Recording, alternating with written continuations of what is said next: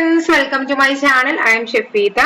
ഇന്ന് നമ്മൾ ഡിസ്കസ് ചെയ്യാൻ പോകുന്നത് മൈക്രോസോഫ്റ്റിന്റെ പ്രൊഡക്റ്റ് ആയിട്ടുള്ള എക്സലിനെ കുറിച്ചാണ്. അപ്പോൾ ടാലി അതുപോലെ തന്നെ പീച്ച് ട്രീ, കുക്ക് ബുക്സ് എന്നീ അക്കൗണ്ടിംഗ് സോഫ്റ്റ്വെയർസുകളുടെ എല്ലാം വീഡിയോസ് നമ്മൾ ഓൾറെഡി അപ്ലോഡ് ചെയ്തിട്ടുണ്ട്. അപ്പോൾ വീഡിയോസ് നിങ്ങൾക്ക് ഉപകാരപ്പെടുന്നുണ്ടെങ്കിൽ ലൈക്ക് ചെയ്യുക, അതുപോലെ തന്നെ ഷെയർ ചെയ്യുക, സബ്സ്ക്രൈബ് ചെയ്യുക. അപ്പോൾ ഇനി മുതൽ നമ്മൾ പറയാൻ പോകുന്നത് എക്സലിനെ കുറിച്ചാണ്. അപ്പോൾ നമുക്കറിയാം എക്സലിൽ ഒരുപാട് അഡ്വാൻസ്ഡ് ഫംഗ്ഷൻസുകൾ വന്നിട്ടുണ്ട്. അപ്പോൾ ഇന്ന് നമ്മൾ എക്സൽ ഓൾറെഡി പഠിച്ചവർക്കും അതുപോലെ തന്നെ ആദ്യമായിട്ട് പഠിക്കുന്നവർക്കെല്ലാം ഉപകാരപ്പെടുന്ന ഒരു ബേസിക് ഇൻട്രൊഡക്ഷൻ ആണ് ഡിസ്കസ് ചെയ്യാൻ പോകുന്നത്. അപ്പൊ നമുക്കിനി എക്സൽ ഓപ്പൺ ചെയ്യാം. അപ്പൊ ഞാനിവിടെ എക്സൽ ഓപ്പൺ ചെയ്തിട്ടുണ്ട്. ഇപ്പൊ 2016 വെർഷൻ ആണ് കേട്ടോ ഞാൻ ഓപ്പൺ ചെയ്തിട്ടുള്ളത്.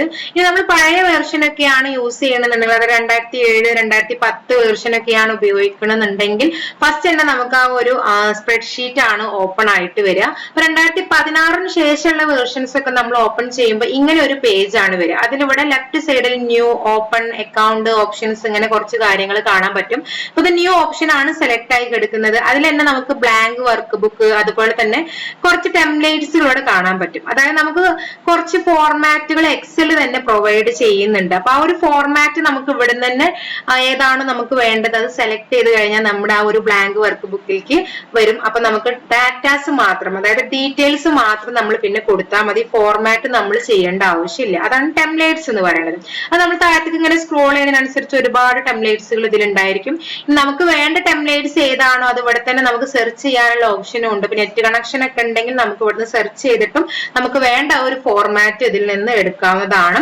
ഇനി ഇവിടെ ഓപ്പൺ എന്ന് പറഞ്ഞൊരു ഓപ്ഷനും കൂടി ഉണ്ട്. ഓപ്പൺ എന്ന് പറഞ്ഞാൽ നമ്മൾ ഓൾറെഡി സേവ് ചെയ്ത് വെച്ചിട്ടുള്ള ഫയലുകൾ ഏതെങ്കിലും ഒന്ന് ഓപ്പൺ ചെയ്യണമെന്നുണ്ടെങ്കിൽ ഓപ്പൺ എടുത്തു കഴിഞ്ഞാൽ ഇവിടെ വരും. അപ്പൊ ഞാൻ ഇതിലൊന്നും ചെയ്ത് വെച്ചിട്ടില്ല, അതുകൊണ്ടാണ് ഇവിടെ ഒന്നും വരാത്തത്.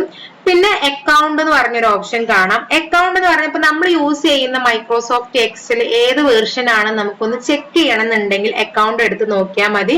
അപ്പൊ ഇവിടെ റൈറ്റ് സൈഡിലായിട്ട് കാണും product activated Microsoft office professional plus. 2016 version ആണ് ഞാൻ ഇവിടെ യൂസ് ചെയ്യുന്നത്. അതുപോലെ തന്നെ മൈക്രോസോഫ്റ്റിന്റെ ഓരോ പ്രൊഡക്റ്റുകളുടെ സിമ്പിൾസും ഇവിടെ കാണാവുന്നതാണ്. ഇപ്പൊ ഇത് വരുന്നത് Word, Excel, PowerPoint, OneNote, OneDrive, ഇങ്ങനെ കുറെ പ്രൊഡക്റ്റുകൾ ഇവിടെ കാണാൻ പറ്റും. അതിന്റെ സിമ്പിൾസുകളാണ് ഈ കാണുന്നത്. ഇനി ഓപ്ഷൻസ് എന്ന് പറഞ്ഞാൽ ഇതിന്റെ സെറ്റിംഗ്സ് കംപ്ലീറ്റ് കിടക്കുന്നത് ഓപ്ഷൻസിലാണ്. അപ്പൊ നമുക്ക് എന്തെങ്കിലും ഒരു കാര്യം ആക്ടിവേറ്റ് ചെയ്യണം അല്ലെങ്കിൽ ഡീആക്ടിവേറ്റ് ചെയ്യണം എന്നുണ്ടെങ്കിൽ ഈ ഒരു ഓപ്ഷൻസിൽ വന്നാൽ മതി. ഇപ്പൊ ഇവിടെ ലാംഗ്വേജ് കാര്യങ്ങളൊക്കെ ഉണ്ടായിരിക്കും. അതുപോലെ തന്നെ ഫോണ്ട് സൈസ് കാര്യങ്ങളൊക്കെ നമുക്ക് ഇവിടെ തന്നെ സെറ്റ് ചെയ്ത് കൊടുക്കാൻ പറ്റും. അപ്പൊ അവിടെ നിന്ന് നമുക്ക് സെറ്റ് ചെയ്യണമെന്നുണ്ടെങ്കിൽ സെറ്റ് ചെയ്യാം, അല്ലെങ്കിൽ നമ്മൾ സെറ്റിംഗ്സിൽ വന്നിട്ട് സെറ്റ് ചെയ്ത് കൊടുക്കാനും പറ്റും. അതാണ് ഈ ഒരു ഓപ്ഷൻസ് എന്ന് പറയുന്നത്.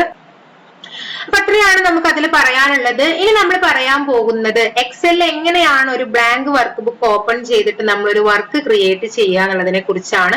അപ്പൊ ഇവിടെ തന്നെ ഉണ്ട് ബ്ലാങ്ക് വർക്ക് ബുക്ക്. ഈ ബ്ലാങ്ക് വർക്ക് ബുക്ക് ആണ് നമ്മൾ ഓപ്പൺ ചെയ്യണതെങ്കിൽ അതിലൊന്നും ഉണ്ടാവില്ല, നമ്മൾ തന്നെ ക്രിയേറ്റ് ചെയ്തെടുക്കണം. ഇതാണ് ബ്ലാങ്ക് വർക്ക് ബുക്ക്. ഇതിനെയാണ് സ്പ്രെഡ്ഷീറ്റ് എന്ന് പറയുക. എക്സൽ എന്ന് പറയുന്നത് ഒരു സ്പ്രെഡ്ഷീറ്റ് പ്രോഗ്രാം ആണ്. ഒരു മൾട്ടി പർപ്പസിന് വേണ്ടിയിട്ട് യൂസ് ചെയ്യാൻ പറ്റുന്ന ഒരു സോഫ്റ്റ്വെയർ ആണ് മൈക്രോസോഫ്റ്റ് എക്സൽ എന്ന് പറയുന്നത്. അപ്പൊ ഇവിടെ നമുക്ക് കുറെ ഇങ്ങനെ സെല്ലുകൾ കാണാൻ പറ്റും. നമുക്ക് ആദ്യം ഇതിന്റെ മുകളിൽ നിന്നുള്ള ഓരോ ഓപ്ഷൻസുകൾ പറയാം. ഇപ്പൊ ഇവിടെ കാണാം നമുക്ക് ബുക്ക് 1 എക്സൽ എന്ന് പറഞ്ഞൊരു പേര് ഇവിടെ മുകളിൽ കാണാം. ഈ ഒരു ഭാഗത്തെയാണ് ടൈറ്റിൽ ബാർ അല്ലെങ്കിൽ ടൈറ്റിൽ ഏരിയ എന്ന് പറയാം. അതായത് നമ്മൾ വർക്ക് ബുക്ക് എന്ത് പേരിലാണോ സേവ് ചെയ്യുന്നത് ആ ഒരു പേര് കാണിക്കുന്ന ഏരിയയാണ് ടൈറ്റിൽ ബാർ അല്ലെങ്കിൽ ടൈറ്റിൽ ഏരിയ എന്ന് പറയുന്നത്. അതാണ് ഈ ഒരു മുകളിൽ കാണിക്കുന്നത്. അപ്പൊ ഞാനത് ഒരു പേരിലും സേവ് ചെയ്യാത്തത് കൊണ്ടാണ് ഇവിടെ ബുക്ക് 1 എന്നുള്ള പേരിൽ കിടക്കുന്നത്. ഇനി ലെഫ്റ്റ് സൈഡിലേക്ക് വരികയാണെന്നുണ്ടെങ്കിൽ ഇവിടെ ഒരു സിമ്പിൾ കാണാം. നമ്മൾ ഈ കഴ്സർ ഇവിടെ സിമ്പിളിന്റെ മുകളിൽ കൊണ്ടുവെക്കുമ്പോൾ തന്നെ അത് എന്താണെന്നും അതിന്റെ ഷോർട്ട് കീ ഏതാണെന്നുള്ളതും അവിടെ കാണിച്ചു തരും. ഇത് സേവ് ബട്ടൺ ആണ്, അതിന്റെ ഷോർട്ട് കീ ആണ് Ctrl+S എന്ന് പറയുന്നത്. അതുപോലെ നമുക്കിവിടെ ഒരു ലെഫ്റ്റ് ആരോയും റൈറ്റ് ആരോയും കാണാം. അതിപ്പോ ഇവിടെ ആക്ടിവേറ്റ് അല്ല, കാരണം ഇതിന്റെ ഉള്ളിൽ നമ്മളിപ്പോ ഒന്നും ടൈപ്പ് ചെയ്ത് കൊടുക്കാത്തത് കൊണ്ടാണ്. ഞാൻ ജസ്റ്റ് ഇവിടെ ഇതിന്റെ ഉള്ളില് ടൈപ്പ് ചെയ്ത് കൊടുത്തിട്ടുണ്ട്. അപ്പൊ ഇവിടെ കണ്ടോ ഈ ഒരു അൺഡു വർക്ക് ആയിട്ടുണ്ട്. അൺഡു എന്ന് പറഞ്ഞു കഴിഞ്ഞാൽ എന്താണ്, Ctrl+Z ആണ് അതിന്റെ ഷോർട്ട് കീ വരുന്നത്. നമ്മൾ ലാസ്റ്റ് ആക്ഷൻ എന്താണോ നമ്മൾ കൊടുത്തിട്ടുള്ളത് ആ ഒരു ലാസ്റ്റ് ആക്ഷൻ റിമൂവ് ചെയ്യാൻ വേണ്ടിയിട്ടാണ് അൺഡു എന്ന് പറഞ്ഞ ഓപ്ഷൻ നമ്മൾ യൂസ് ചെയ്യുന്നത്. അപ്പൊ ജസ്റ്റ് ഇതിൽ വന്ന് ക്ലിക്ക് ചെയ്ത് കഴിഞ്ഞാൽ ഞാൻ ആ ടൈപ്പ് ചെയ്ത കാര്യം എന്തായിട്ടുണ്ട് അവിടുന്ന് പോയിട്ടുണ്ട്. അതാണ് അൺഡു. ഇനി അതുപോലെ ഇവിടെ ഒരു റൈറ്റ് ആരോ ഇവിടെ വർക്ക് ആയിട്ടുണ്ട്. റൈറ്റ് ആരോ അപ്പൊ എന്തിനാണ്, റിഡോ ആണ് പറയണത്. റിഡോന്റെ ഷോർട്ട് കീ ആണ് Ctrl+ പ്ലസ് വൈ. ഇതെന്തിനാ യൂസ് ചെയ്യണത്? ഞാൻ ലാസ്റ്റ് എന്താണോ കളഞ്ഞത് അത് വീണ്ടും തിരിച്ചു കൊണ്ടുവരാനാണ് റിഡോ എന്ന് പറഞ്ഞ ഓപ്ഷൻ യൂസ് ചെയ്യുന്നത്. അപ്പൊ ഈ ഒരു 3 കാര്യങ്ങളാണ് ഈ ഒരു ഭാഗത്തുള്ളത്: സേവ്, അതുപോലെ തന്നെ അൺഡു, റിഡോ എന്ന് പറയുന്ന കാര്യങ്ങൾ. ഇനി നമുക്ക് ഈ ഒരു റൈറ്റ് സൈഡിലേക്ക് വരികയാണെങ്കിൽ ഫസ്റ്റ് ഇവിടെ ക്ലോസ് ബട്ടൺ ആണ്. നമുക്ക് എല്ലാവർക്കും അറിയുന്ന കാര്യമാണ്, സോഫ്റ്റ്വെയർ ക്ലോസ് ചെയ്യാൻ വേണ്ടിയിട്ടാണ് ക്ലോസ് ബട്ടൺ. പിന്നെ മാക്സിമൈസ്, മിനിമൈസ്, ചെറുതാക്കാനും വലുതാക്കാനും വേണ്ടിയിട്ടുള്ളതാണ്.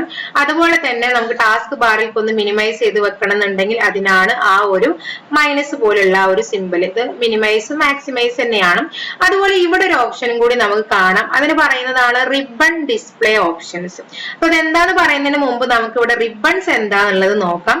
റിബൺസ് എന്ന് പറഞ്ഞു കഴിഞ്ഞാൽ ഇപ്പൊ ഇവിടെ നമുക്ക് കുറച്ച് ടാബുകൾ കാണാം. ടാബുകൾ എന്ന് പറയുമ്പോൾ ഫയല്, അതുപോലെ തന്നെ home, insert, page layout, formulas, data, review, view, quick books എന്ന് പറഞ്ഞിട്ടുള്ള ഒരു ടാബുകൾ. ഇത്രയും ടാബുകളാണ്. ഓരോ ടാബിന്റെ അണ്ടറിലും കുറെ സബ് ടാബുകളും കൂടി നമുക്ക് കാണാൻ പറ്റും. കമന്റ്സ് എന്നാണ് അതിന് പറയാ. ഹോമിന്റെ അണ്ടറിൽ വരുന്നതാണ് clipboard, font, alignment, number, style, cell, edit, ഇങ്ങനെ കുറെ കാര്യങ്ങൾ കാണാം. അതിനെ കമന്റ്സ് എന്നാണ് പറയാം. ഇനി ഈ ടാബുകളും സബ് ടാബുകളും നമുക്ക് വേണമെന്നുണ്ടെങ്കിൽ ഇവിടുന്ന് ഹൈഡ് ചെയ്ത് വെക്കാൻ പറ്റും. ഈ ഒരു ഭാഗത്തെയാണ് റിബൺസ് എന്ന് പറയാം. ടാബുകളും അതുപോലെ തന്നെ ഈ സബ് ടാബുകളും കൂടി അടങ്ങിയ ഈ ഒരു ഭാഗത്തെയാണ് റിബൺസ് എന്ന് പറയാം. അപ്പൊ ഈ റിബൺസ് വേണമെന്നുണ്ടെങ്കിൽ നമുക്ക് ഇവിടുന്ന് ഹൈഡ് ചെയ്ത് വെക്കാൻ പറ്റും. നമുക്ക് വേണമെങ്കിൽ ഈ ഒരു ഷീറ്റ് മാത്രമാക്കിയിട്ട് നമ്മുടെ പേജിനെ മാറ്റാൻ പറ്റും. അതിനുള്ള ഓപ്ഷൻ ആണ് ഈ ഒരു ഓപ്ഷൻ. അതിന് പറയുന്ന പേരാണ് റിബൺ ഡിസ്പ്ലേ ഓപ്ഷൻസ്. അപ്പൊ നമ്മൾ അതിലൊന്ന് ക്ലിക്ക് ചെയ്ത് കഴിഞ്ഞാൽ അതിൽ 3 ഓപ്ഷൻസുകൾ ഉണ്ടാവും: auto hide ribbon, show tabs and comments. അപ്പൊ ഞാനിവിടെ ഓട്ടോ ഹൈഡ് റിബൺ കൊടുത്തു കഴിഞ്ഞാൽ കണ്ടോ, ആ ഒരു റിബൺസ് എന്ന് പറഞ്ഞ ആ ഒരു സെക്ഷൻ തന്നെ അവിടുന്ന് പോയി നമ്മുടെ ആ ഒരു ഷീറ്റ് മാത്രമായിട്ടാണ് വന്നിട്ടുള്ളത്. ഇനി എനിക്കിത് തിരിച്ചു കൊണ്ടുവരണം എന്നുണ്ടെങ്കിൽ ഇവിടെ അതേ ഓപ്ഷൻ ഉണ്ടാവും, റൈറ്റ് സൈഡിൽ അവിടെ വരാം. ടാബുകൾ മാത്രം ഷോ ചെയ്യിച്ചാൽ മതിയെങ്കിൽ ഷോ ടാബ്സ് കൊടുത്തു കഴിഞ്ഞാൽ ടാബുകൾ മാത്രമായിട്ടാണ് ഷോ ആയിട്ട് വരാം. അല്ല എനിക്ക് ടാബുകളും അതിന്റെ അണ്ടറിൽ വരുന്ന കമന്റ്സ് അല്ലെങ്കിൽ സബ് ടാബുകളും കൂടി കാണണമെന്നുണ്ടെങ്കിൽ ഷോ ടാബ്സ് ആൻഡ് കമന്റ്സ് കൊടുത്താൽ മതി, വീണ്ടും പഴയ പോലെ വരും. അപ്പൊ അതിനുള്ള ഓപ്ഷൻ ആണ് ഈ ഒരു ഓപ്ഷൻ. അതിനെ പറയുന്ന പേരാണ് റിബൺ ഡിസ്പ്ലേ ഓപ്ഷൻസ്. ഇനി ഞാൻ പറഞ്ഞു ഇവിടെ നമുക്ക് ഒരുപാട് ടാബുകൾ ഉണ്ട്. അപ്പൊ ഓരോ ടാബുകളും നമുക്ക് ഓരോ വീഡിയോ ആയിട്ട് ചെയ്യാം. കാരണം ഒരുപാട് കാര്യങ്ങളുണ്ട് ഓരോ ടാബിലും വരുന്നത്. അപ്പൊ അത് വീഡിയോന്റെ ലെങ്ത് കൂടുന്നു വിചാരിച്ചിട്ടാണ്. നമുക്ക് ഇനി ഷീറ്റിലേക്ക് വരാം. ഇനി നമുക്ക് ഇവിടെ ഒരു ബോക്സ് പോലെ കാണാം. അതിനെയാണ് നെയിം ബോക്സ് എന്ന് പറയും. ഇപ്പൊ ഇവിടെ B4 എന്നുള്ള സംഖ്യയാണ് കെടുക്കുന്നത്, ആക്കാണ് കെടുക്കുന്നത്. ഇതെന്താ സംഭവം എന്ന് വെച്ച് കഴിഞ്ഞാല് ഇപ്പൊ ഇവിടെ നമ്മൾ പറഞ്ഞത് സെല്ല് എന്നാണ് പറയാ. ഇപ്പൊ ABCD എന്ന് പറയുന്നതിന് കോളം എന്നാണ് പറയാ. ABCD എന്ന് പറയുന്നത് ഇങ്ങനെ കോളാണ്. അതുപോലെ 1 2 3 4 എന്ന് പറയുന്നത് റോസ് ആണ്. ഓരോ കോളത്തിന്റെയും റോസിന്റെയും ഇടയിലുള്ള ഈ ഒരു ബോക്സിനെയാണ് നമ്മൾ സെല്ല് എന്ന് പറയുന്നത്. അപ്പൊ ഓരോ സെല്ലിലും ഒരു അഡ്രസ് ഉണ്ട്. അപ്പൊ ഞാൻ സെലക്ട് ചെയ്തിട്ടുള്ള സെല്ല് എന്ന് പറയുന്നത് ബി എന്ന് പറയുന്ന കോളത്തില് 3ാമത്തെ റോയിലാണ് വരുന്നത്. അതുകൊണ്ടാണ് ഇവിടെ B3 എന്നുള്ളത് കാണിക്കുന്നത്. ഞാൻ വേറൊരു സെല്ലാണ് സെലക്ട് ചെയ്യണമെന്നുണ്ടെങ്കിൽ H എന്ന് പറയുന്ന കോളത്തില് 8ാമത്തെ റോയിലാണ് ഞാൻ സെലക്ട് ചെയ്തിട്ടുള്ള സെല്ല്. അപ്പൊ ഇവിടെ H8. അപ്പൊ ഓരോ സെല്ലിന്റെയും അഡ്രസ് കാണിക്കുന്ന ഏരിയയാണ് നെയിം ബോക്സ് എന്ന് പറയാം. നമ്മൾ ഇനി ഒന്നിൽ കൂടുതൽ സെല്ലുകളെ സെലക്ട് ചെയ്യുകയാണെന്നുണ്ടെങ്കിൽ ഫസ്റ്റ് സെലക്ട് ചെയ്തിട്ടുള്ള ഒരു സെല്ലിന്റെ അഡ്രസ് ആണ് അവിടെ കാണിക്കുക. അല്ലാതെ എല്ലാത്തിന്റെയും കൂടി അപ്പൊ കാണിക്കൂല, ഒരെണ്ണത്തിൻ്റെത് മാത്രമേ കാണിക്കുള്ളൂ.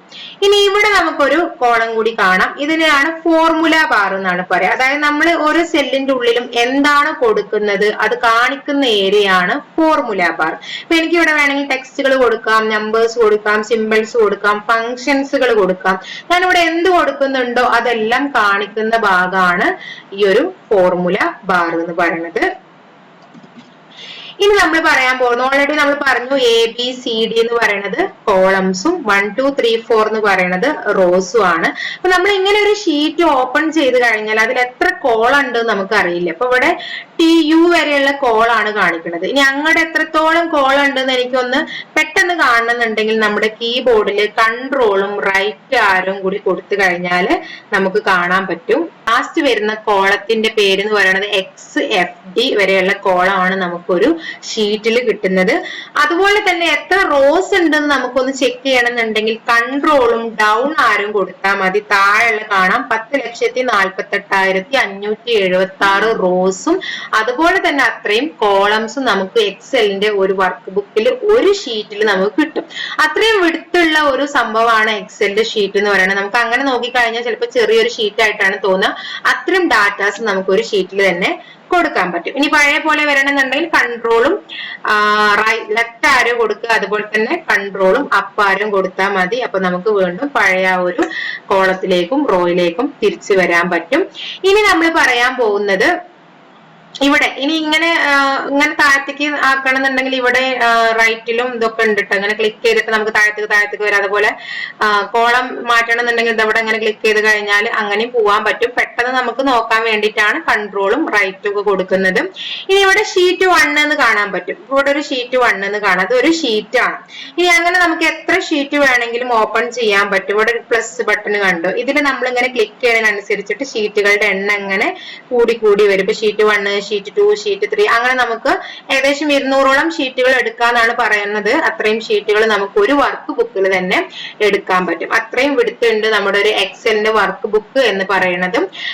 ഇനി നമുക്ക് ഈ സെല്ലുകളുടെ സൈസ് വേണമെങ്കിൽ അഡ്ജസ്റ്റ് ചെയ്ത് കൊടുക്കാൻ പറ്റും. ഇപ്പൊ ഇത് നോർമൽ സൈസ് ആണ് എടുക്കുന്നത്, അതാണ് ഈ ഒരു ഓപ്ഷൻ കേട്ടോ. ഇത് ഇപ്പൊ നോർമൽ ആണ് എടുക്കുന്നത്. നമുക്ക് വേണമെങ്കിൽ അതിങ്ങനെ കൂട്ടി കൊടുക്കാനും കുറച്ചെടുക്കാനൊക്കെ പറ്റും. അതുപോലെ തന്നെ ഇനി നമുക്ക് പറയാണ്ട കാര്യം എന്ന് പറയുന്നത് പോയിന്റേഴ്സിനെ കുറിച്ചാണ്. ഇപ്പൊ ഇങ്ങനെ നമ്മൾ കേഴ്സർ ഇവിടെ ഇങ്ങനെ കൊടുന്ന് വെക്കുമ്പോൾ ഒരു പ്ലസ് കാണാം. ഇതൊരു പോയിന്റർ ആണ്. അതുപോലെ തന്നെ ഇവിടെ കൊടുന്ന് വെക്കുമ്പോൾ വേറൊരു പ്ലസ് ആണ്, അത് വേറൊരു പോയിന്റർ ആണ്.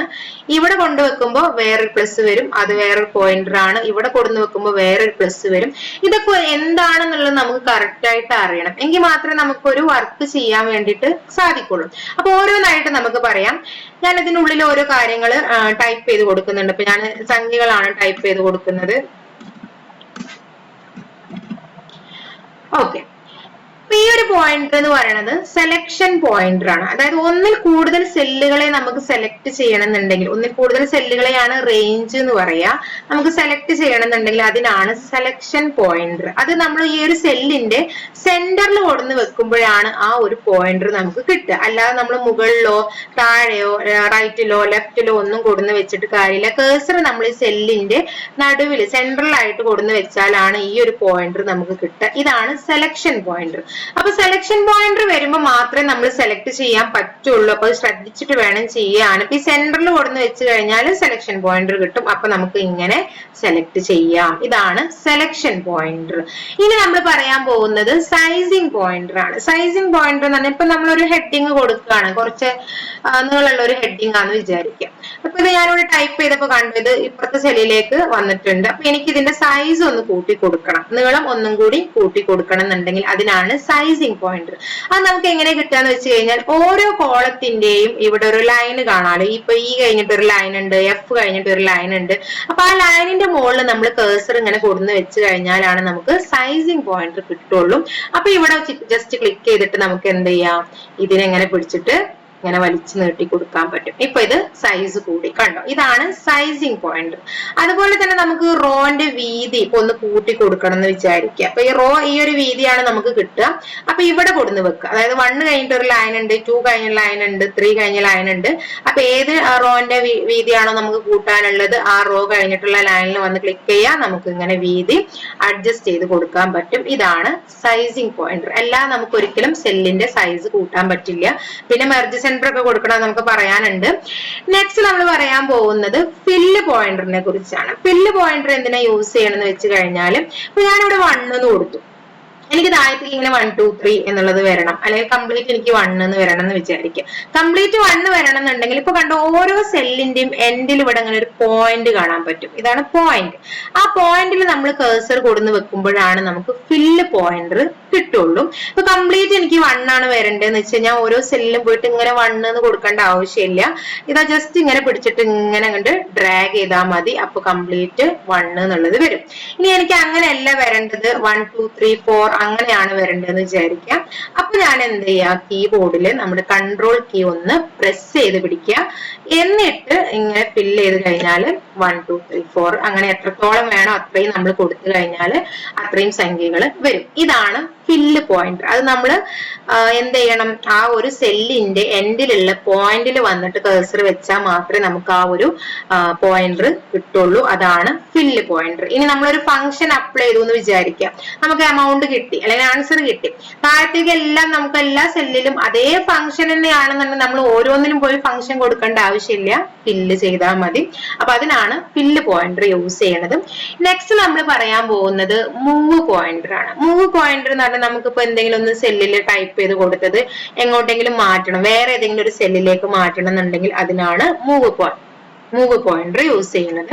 അപ്പൊ ഞാനിവിടെ 100 എന്ന് കൊടുത്തിട്ടുണ്ട്. എനിക്ക് ഈ 100 എന്നുള്ളത് അങ്ങോട്ട് മാറ്റി കൊടുക്കണം. അപ്പൊ ഒന്നുകിൽ സെന്ററിൽ കൊടുന്ന് വെച്ച് കഴിഞ്ഞാൽ സെലക്ഷൻ പോയിന്റർ നമുക്ക് കിട്ടുള്ളൂ. ഒന്നെങ്കിൽ സെല്ലിന്റെ മുകളില് ഈ ഒരു ലൈനിന്റെ മുകളിൽ കൊടുന്ന് വെക്കുക, അല്ലെങ്കിൽ ലെഫ്റ്റില്, അല്ലെങ്കിൽ റൈറ്റില്, അല്ലെങ്കിൽ താഴെ. ഇങ്ങനെ നമ്മൾ ആ 4 ലൈനിന്റെ മുകളിൽ കൊടുന്ന് വെച്ചാൽ മാത്രമേ നമുക്ക് മൂവ് പോയിന്റർ കിട്ടുള്ളൂ. ഇപ്പൊ ഒരു കുരിശ് പോലത്തെ ഒരു പ്ലസ് കണ്ടോ, അതാണ് മൂവ് പോയിന്റർ. അപ്പൊ അത് പിടിച്ചിട്ട് നമുക്ക് എങ്ങോട്ട് വേണമെങ്കിലും മാറ്റി കൊടുക്കാൻ പറ്റും. ഇതാണ് മൂവ് പോയിന്റർ. അപ്പൊ മൂവ് പോയിന്ററിനെ കുറിച്ച് നമ്മൾ പറഞ്ഞു. നെക്സ്റ്റ് നമുക്ക് പറയാനുള്ളത് എഡിറ്റ് പോയിന്റർ ആണ്. എഡിറ്റ് പോയിന്റർ എന്തിനാന്ന് വെച്ച് കഴിഞ്ഞാൽ എന്തെങ്കിലും നമ്മൾ ടൈപ്പ് ചെയ്തതിൽ എന്തെങ്കിലും എഡിറ്റ് ചെയ്യണം എന്നുണ്ടെങ്കിൽ അതിനാണ് എഡിറ്റ് പോയിന്റർ യൂസ് ചെയ്യുന്നത്. അപ്പൊ ഞാനിവിടെ ABC എന്ന് കൊടുത്തിട്ടുണ്ട്. എന്നിട്ട് ഞാൻ വേറെ സെല്ലൊക്കെ മാറ്റി ക്ലിക്ക് ചെയ്തു. എനിക്ക് ഇതിന്റെ കൂടെ ABC D എന്നും കൂടി ആഡ് ചെയ്യണം എന്നുണ്ടെങ്കിൽ ഞാനത് സെല്ല് സെലക്ട് ചെയ്ത് D എന്ന് കൊടുത്തു കഴിഞ്ഞാൽ ABC അവിടുന്ന് പോയി D മാത്രമായിട്ടാണ് വരിക. അപ്പൊ അതുകൊണ്ട് എന്താന്ന് വെച്ചാൽ C കഴിഞ്ഞിട്ട് ജസ്റ്റ് ഒന്ന് ഡബിൾ ക്ലിക്ക് ചെയ്യാം.